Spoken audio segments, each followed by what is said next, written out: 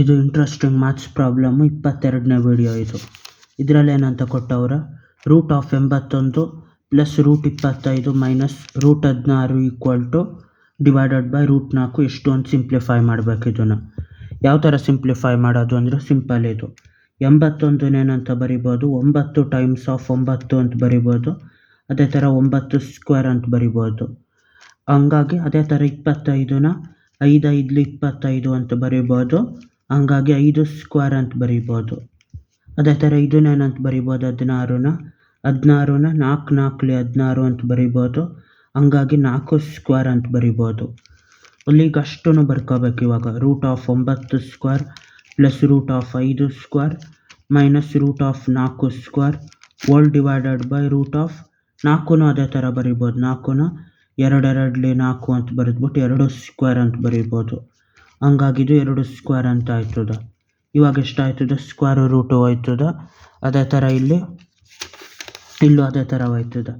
Square root ಹೋಗಿರ್ತದೆ. 9 plus 5 minus 4 divided by 2 ಅಂತ.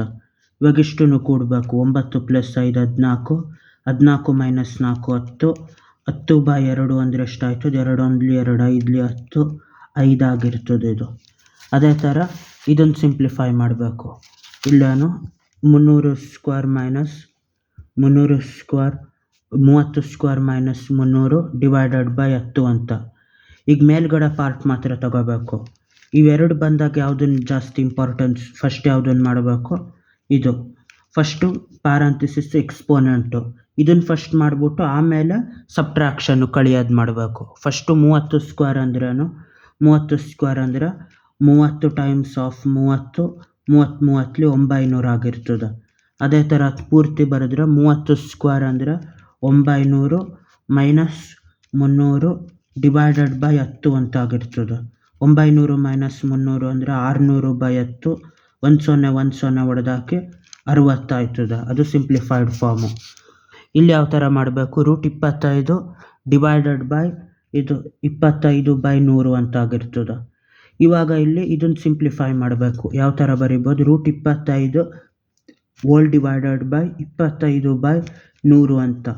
ಈ 100 ಡಿನಾಮಿನೇಟರ್ ಆಗಿರೋದ್ರಿಂದ ಮೇಲ್ಗಡೆ ಹೋಯ್ತದೆ. ಹಂಗಾಗಿ ಇದು √25 ಟೈಮ್ಸ್ ಆಫ್ 100 ಡಿವೈಡೆಡ್ ಬೈ 25 ಅಂತ ಬರಿಬೋದು. 25 1 25 4.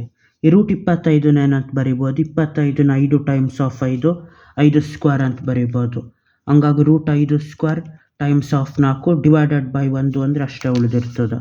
ಇಲ್ಲಿ ಸ್ಕ್ವೇರು ರೂಟು ಹೋದಾಗ ಏನು ಉಳಿತದೆ, 5 5 4 ಎಷ್ಟು, ಡಿವೈಡೆಡ್ ಬೈ 1 ಅಂದರೆ ಅಷ್ಟೇ. 5 4 20, ಅಲ್ಲಿಗೆ 20 ಇದು ಪೂರ್ತಿ ಸಿಂಪ್ಲಿಫೈ ಆದಮೇಲೆ. ಅಲ್ಲಿಗೆ 3 ಲೆಕ್ಕಗಳು ಮುಗೀತು. ಬಾಯ್.